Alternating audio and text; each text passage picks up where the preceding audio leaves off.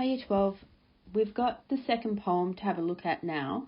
Now, if you haven't already done the pre-reading that I've indicated on Google Classroom that you should do, I want you just to pause this and go and do that pre-reading, because I want you to have a good understanding of a couple of the things that are in this poem, in particular the significance of the rainbow serpent in Aboriginal culture, a little bit about the emperors and the emperor tombs in China. So just a little bit of historical understanding. It's not too much that you need to do, but it just helps in, I guess, your depth of understanding of the references that she makes in this poem to those important things. So we will start with a reading of the poem, and then we'll get into the analysis. Okay.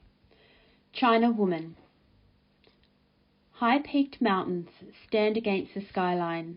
The great wall twines itself around and over them like my rainbow serpent, groaning her way through ancient rocks. I hear the heavy tramp of the liberating army, shaking the mountains loose of rolling stones, falling, crushing, the weeping wild flowers in their path. China, the woman, stands tall, breasts heavy with the milk of her labours, pregnant with expectation. The ancient dynasties sleep. Emperors are entombed in museums. The people of China are now the custodians of palaces, and the wise old lotus plants nod their heads in agreement. Okay, so hopefully you've had a look at the poem yourself and done a bit of that initial analysis, what you think is going on in this poem. And this will be adding to what you've done. So remember that with this recording, you can pause it at any time to catch up on writing some notes and go back as you need to. So like we did with the first poem, I want you to start by numbering the lines just for ease of reference. So let's do that now.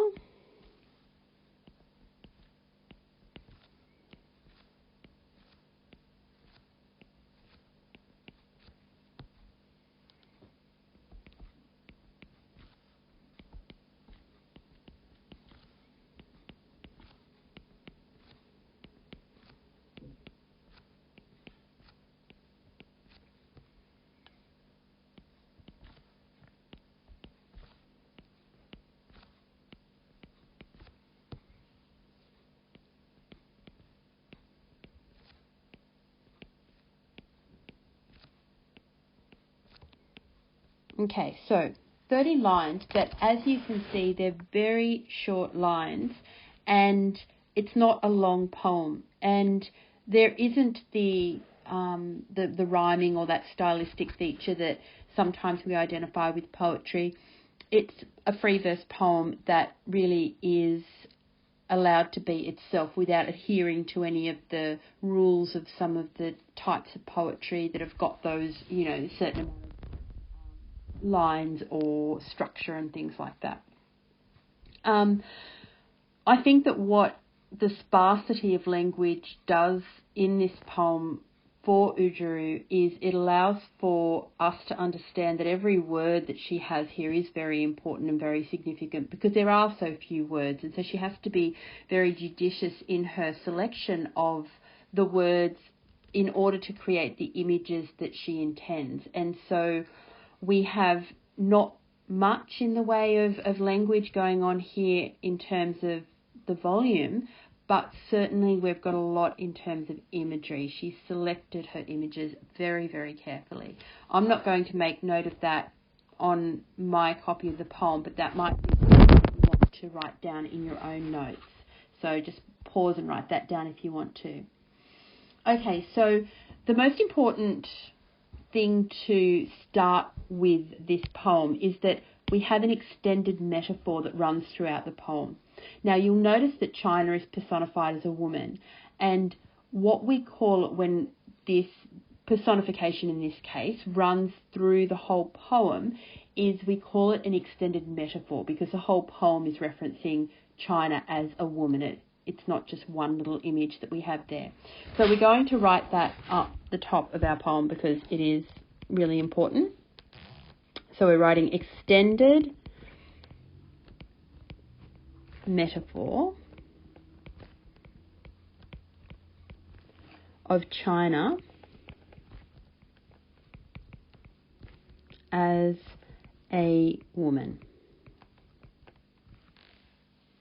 And you might just add to that it's not just that she's a woman, but she is a woman pregnant, fertile, and not in the sense that we attribute to, a normal woman who might be pregnant and carrying a child. This is the word pregnant used in a broader sense than just delivering a child. You can use the term pregnant to mean full of possibility or full of hope or full of something that's about to come, which is what Oodgeroo Noonuccal is doing with this extended metaphor of China.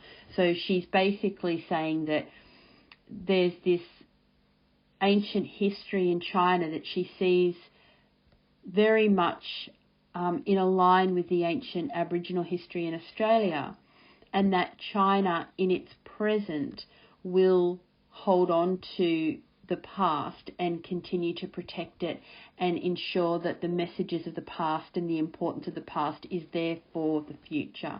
And that's what Oodgeroo Noonuccal was saying in the previous poem that we studied, The Past, and how we had that really nice positive ending to the poem where she was reconciling the present with the past and saying that the past doesn't have to be dead, it's all around us.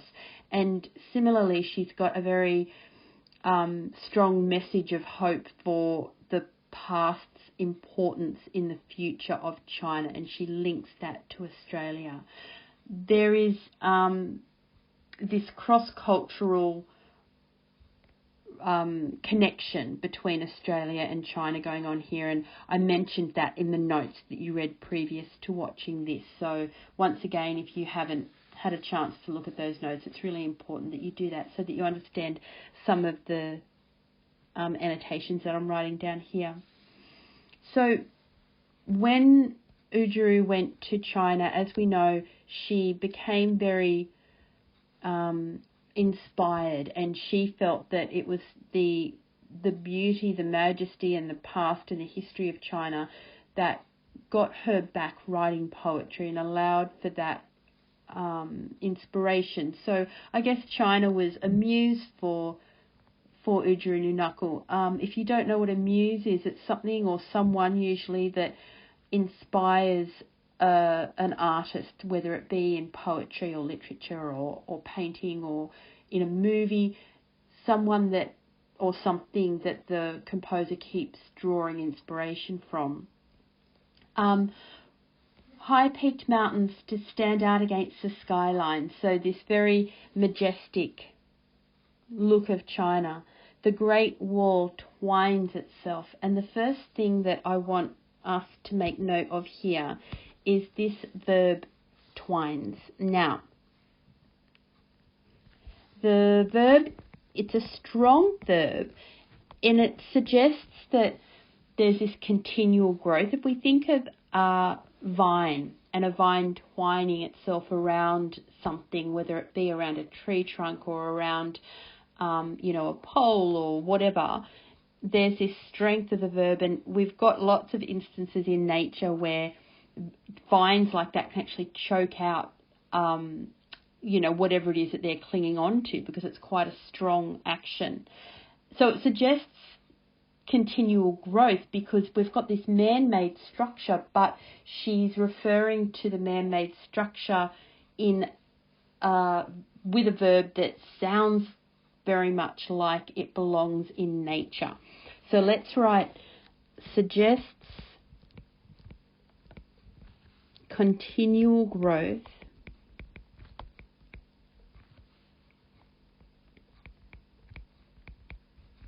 and we can say, I was talking about nature, man-made structure.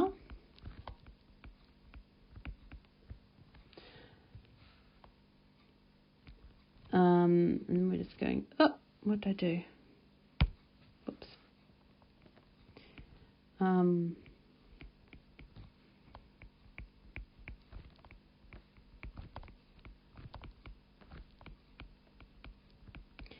And I think she's making reference here to the fact that when she refers to the ancient Aboriginal people, there wasn't much in terms of, you know, massive buildings and things like that that have been left as artefacts from the ancient people. It was very much more that natural thing that has been left behind, you know, the rock paintings and the carvings and those things inscribed within nature. Whereas the ancient Chinese dynasties had this enormous ability and desire to build these huge structures. And the Great Wall of China is one of those amazing examples that are really inexplicable now, but we recognise come from that ancient time. So she's saying, you know, their ancient people left behind this building, and we, as an Aboriginal ancient people, have got a greater connection with nature, but they're similar. There's that connection there between the two. And she indeed heightens this idea through this simile, like my rainbow serpent. And here we have something occurring, and we have another example of it later, of a lexical chain. Now, a lexical chain is when you've got a word within a poem like this that then refers to or links to other words or images. Now, we're going to write this just here, lexical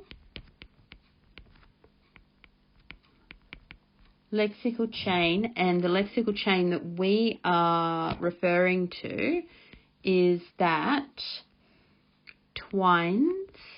What do I keep on hitting? I keep on touching something and it makes that go away. Oh, I did it again. I'm leaning on something. Twines is reflects the serpent's movement.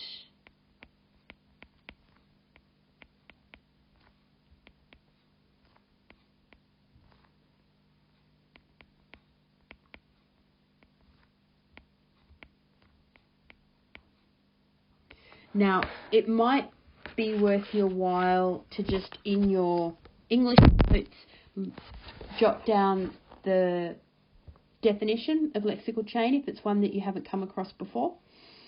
And it might not be, but certainly it's important here. So we've got this twining, and then we have this rainbow serpent, which we know is a really important figure, a really important story, a really important being within Aboriginal culture, which is why you've done that little bit of extra research on it.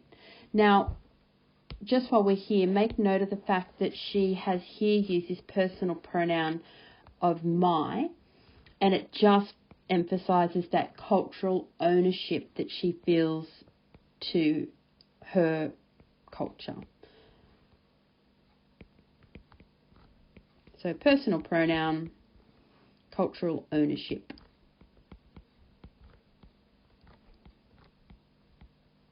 And because she's making connections, this poem is all about making connections that are cross-cultural, that are cross-geographical, that are cross-time frames. And so she's standing in China and she's looking around and saying, oh, look at this great wall. It's just like my rainbow serpent, and that connection that she can make between two very different cultures in very different locations. Now, we know that the rainbow serpent from your reading is a creator god, so we might just write that just so that you remember it. It's got lots of different manifestations, and lots of different Dreamtime stories reflect different aspects of this rainbow serpent, but ultimately there is that notion that it's a creator god, that there is a link between the rainbow serpent and water and storms and destruction, but also along with that idea of water, the giver of life.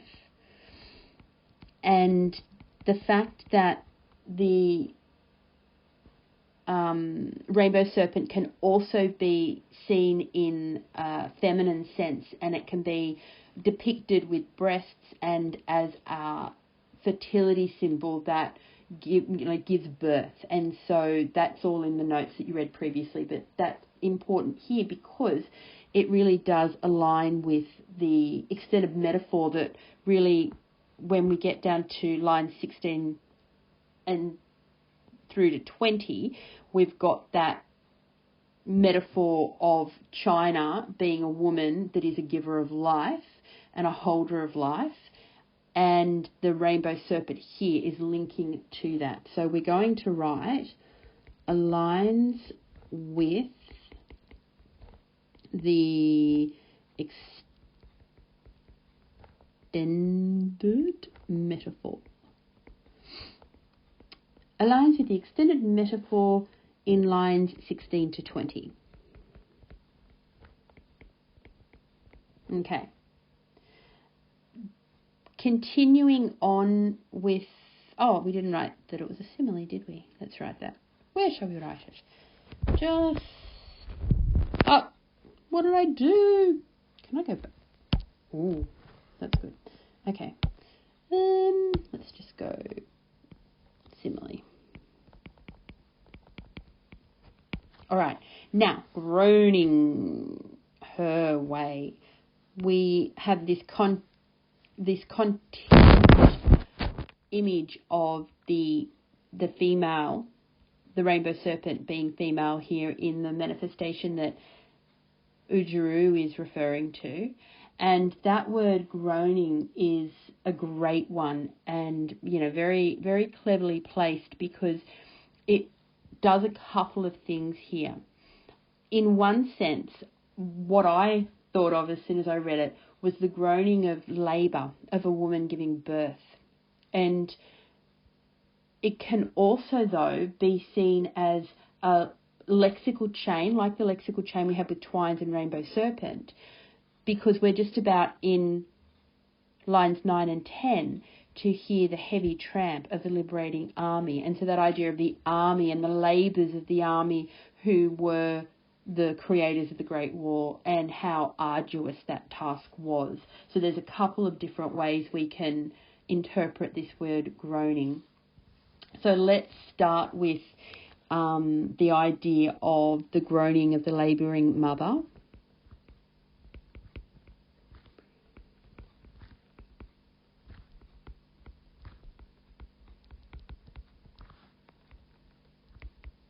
But also we've got the lexical chain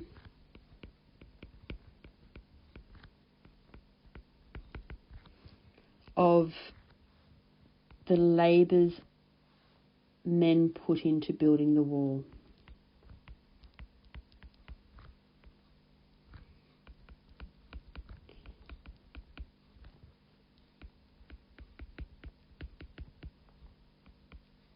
And indeed, there's reference to the entombed emperors later on, and some of the reading that I got you to do prior about those terracotta armies that were created to protect the emperors in their death. And the fact that they spent so many years building these tombs for the emperors, and thousands of men died as they were building them. And I was even reading something that was saying that a lot of the men in building the secret parts of the tombs were likely killed, so they couldn't reveal the secrets of the tombs. So that groaning really does suggest so many of those different aspects of history. Groaning her way through ancient rocks, I hear the heavy tramp of the liberating army. Now, the word liberating, as you know, means freedom, like to free someone who has been imprisoned or enchained. But here it's used somewhat ironically, because we've got the positive connotation of freeing, but it's contrasted here with the heavy tramp. So this groaning and the heavy tramp are both negative images, but then liberating is positive. Contrasts. Yep. Positive, liberating. And indeed, it is continued that we've got that negativity with these words shaking, rolling, falling, crushing. That accumulation of destructive verbs helps to enhance that notion that this liberating army, they were actually causing destruction. So there's a bit of not just irony but contrast going on here, because there's certainly there's praise for what has been achieved by the ancient people of China in Oodgeroo's poem, but she's also aware of the destruction of land that has occurred through the labours of man, and so she's acknowledging both sides of this phenomenon, really. So the liberating, we're going to write here, used ironically,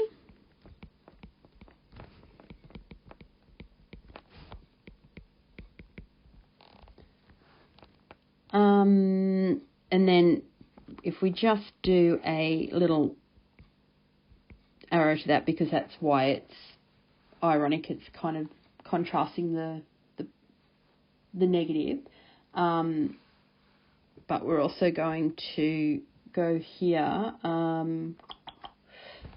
man's destruction of the land. And then we will come in a moment to the alliteration of the weeping wild flowers. But before we do, let's point out these shaking, rolling, falling, crushing, these accumulation of destructive verbs.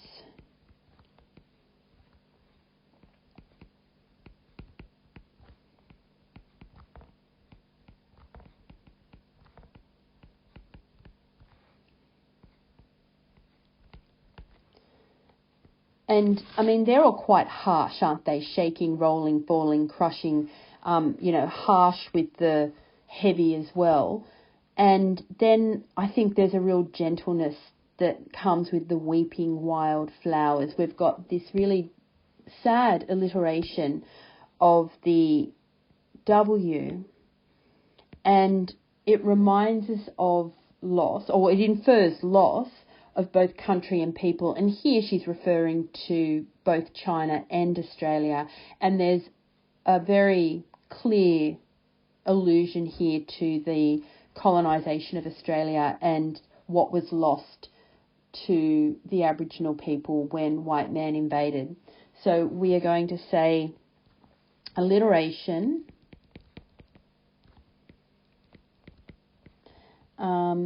infers loss of both country and people.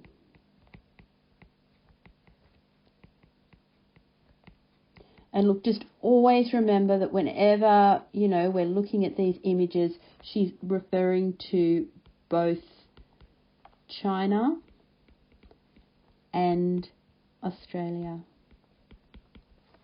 So I think, there's a real sadness. I think the soft imagery is the flowers.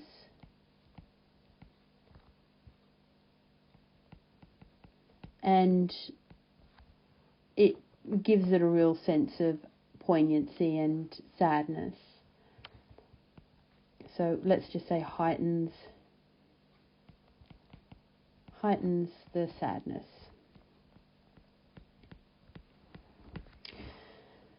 Now, here we have a bit of a change though, because now she says, China, the woman, stands tall. And so just like in the past where there was that, I guess, remorse and reflection on what is lost, and then she went into this positive, but, all is not lost, and we do have, the memories, and we will bring what the ancient people had into our present. There is here this sense that China is recovering and that there's the positive switch here. So let's write it like this and go tone changes to positive. And it is that China is recovering.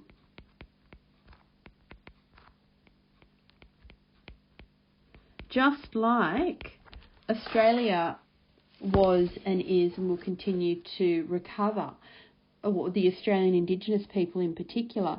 Now remember the context of Oodgeroo Noonuccal. She was a very strong, outspoken Aboriginal woman who was in China on a political trip. So she had this this voice that people listened to. She had a sense of the power of what she was able to do and to convey. And so she did see that there was that positive shift occurring for the Indigenous peoples of Australia and indeed of other countries. And so here we've got this shift occurring. So that, standing tall is very much an image of pride and dignity.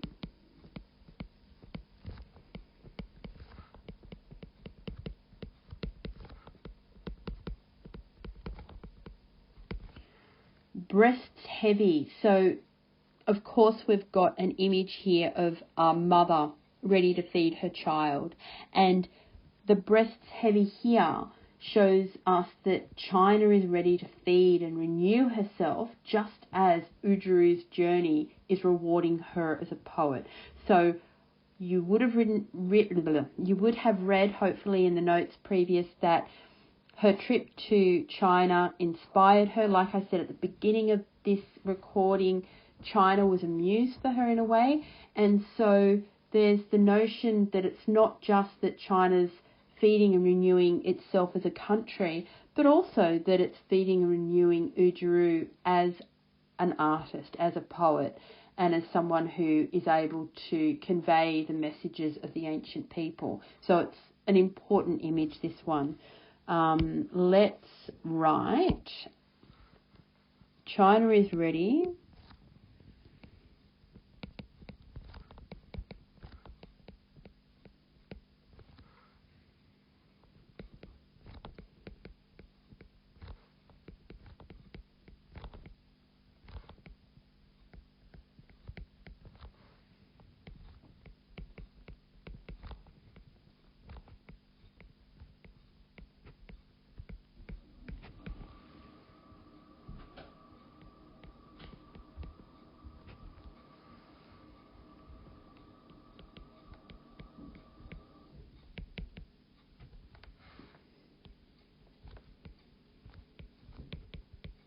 All right, so China is ready to feed and renew herself just as Oodgeroo's journey is renewing her as a poet. And just as I was writing that, I thought another image springs to mind here, in that the breasts aren't just full, they're heavy. So there's a difference between full and heavy. For all of you who have not experienced this, and from someone who has had children, there's a sense that if breasts are full of milk, you're ready to feed your child, or, the milk's there for the child.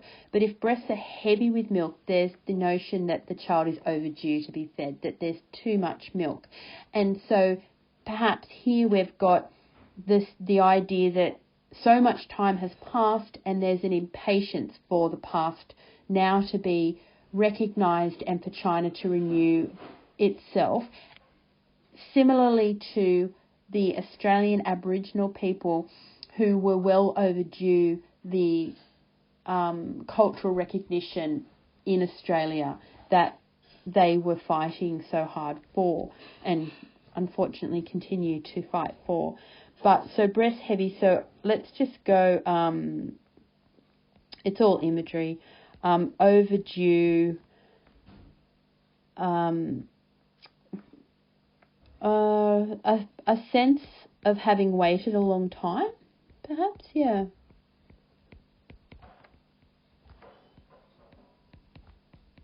Waited a long time. And, you know, certainly when a mother's breasts are heavy with milk and then she begins to feed, there's an abundant stream of milk, and the image of Oodgeroo herself regaining her creativity and her inspiration, and she then had so much to say and so much to write. And so for her, it was also long overdue to begin, you know, her poetry again. All right.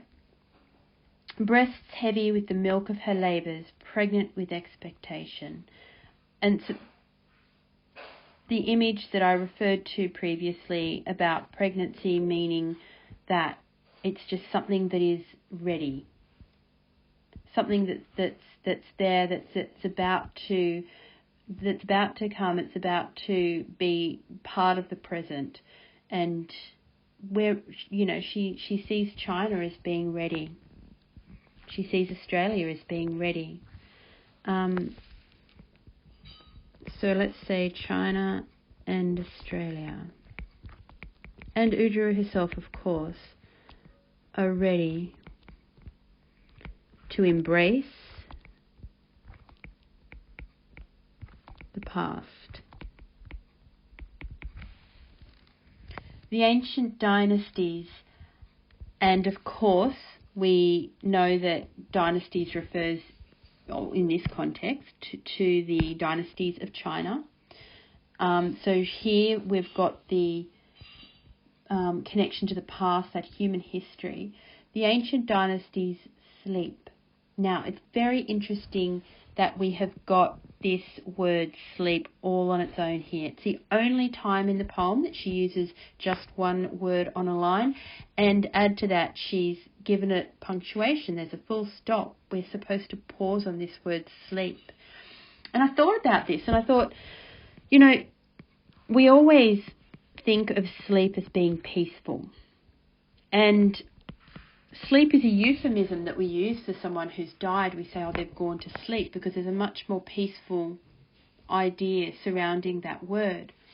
And I think that what she means here is that these ancient dynasties, and in turn the Aboriginal people, they're not dead, they're not gone, they're sleeping, and that means that they're still relevant, and that their messages are still important, and what they have to teach us is still there.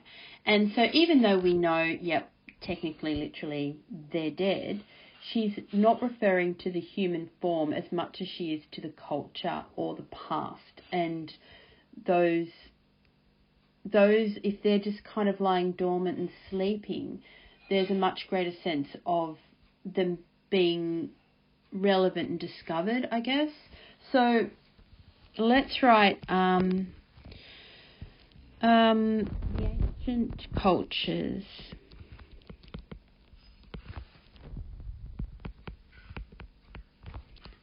are not gone.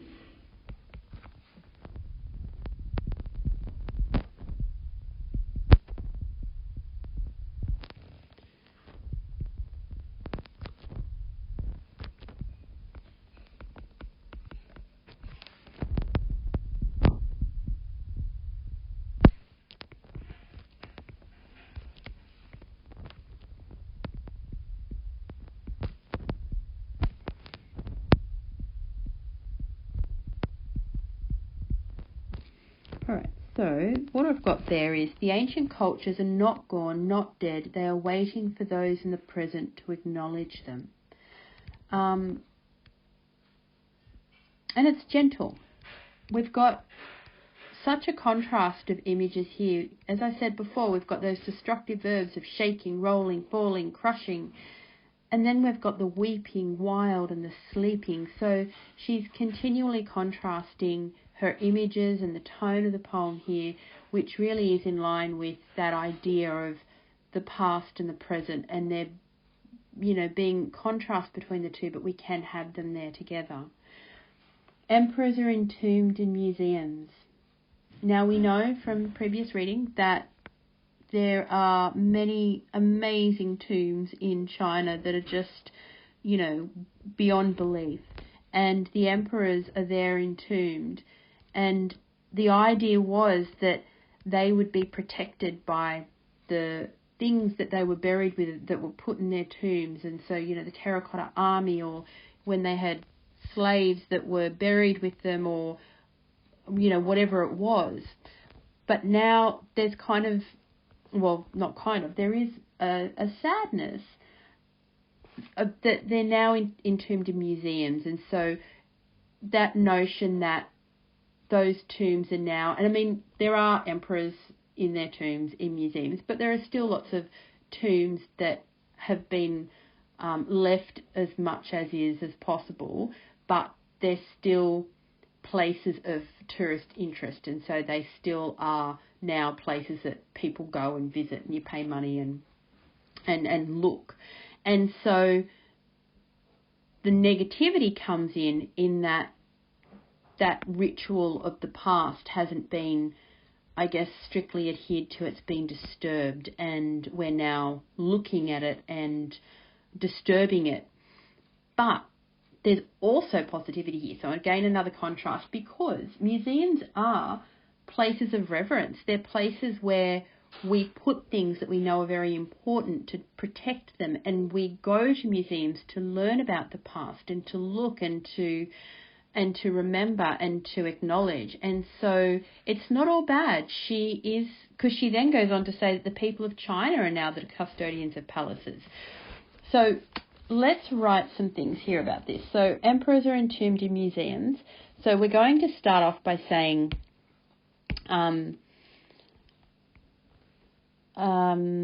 let's see, ancient man, and then of course their rituals and beliefs.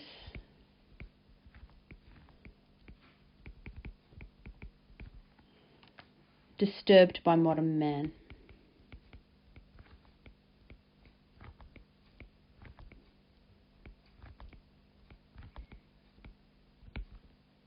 Just like the desecration of the Aboriginal spiritual sites.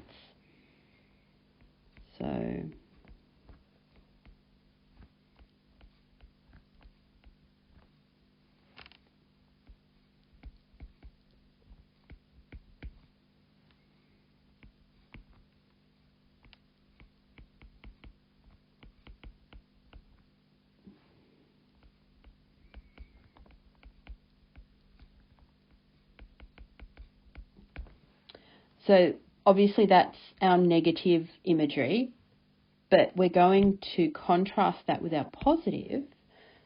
So, but, let's say contrastingly,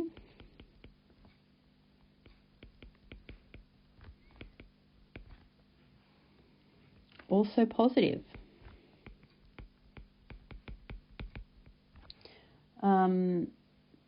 As museums,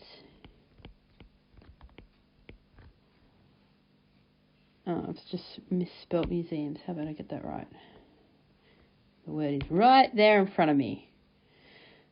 It's getting late. As museums are places of reverence. And if you're not familiar with the term reverence, it basically means deep respect. And we go there to learn as well, don't we?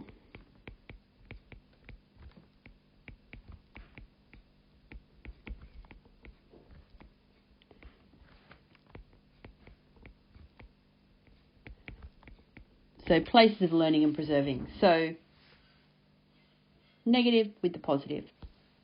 All right, so we then finish off with a really lovely positive image. The people of China are now the custodians of palaces, and the wise old lotus plants nod their heads in agreement. The people of China are now custodians of palaces, and so we've got this hopeful tone that the present can protect the past, like in the poem The Past. So let's go with hopeful tone.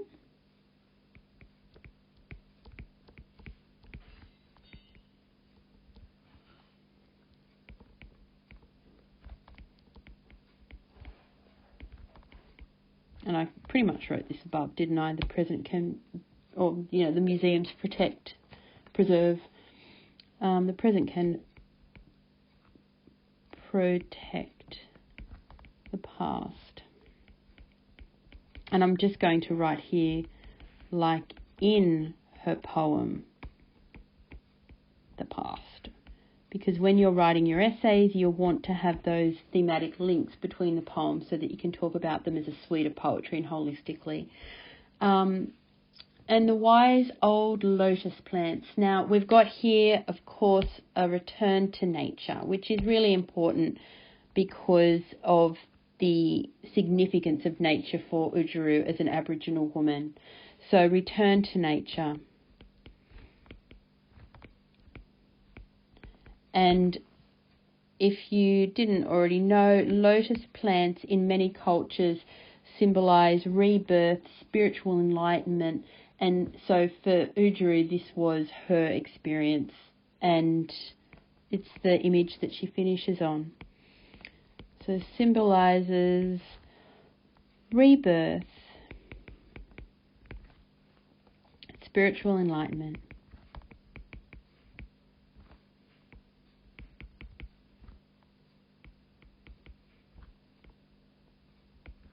Which equals the poet's own experience.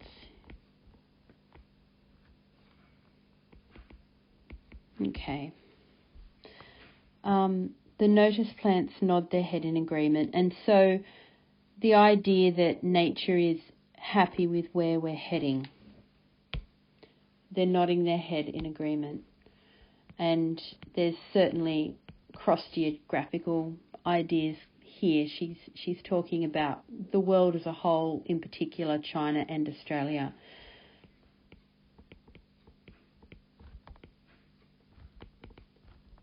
So ultimately, a very positive poem that links Australia with China and allows for that cross-cultural, cross-historical, cross-geographical linking that also is deeply personal to Oodgeroo Noonuccal as a poet and as someone who felt that she had been inspired to write again. All right, so hopefully you were able to get all of that down, and I hope that you're enjoying Oodgeroo's poetry. It's pretty good to do, I think. I like it.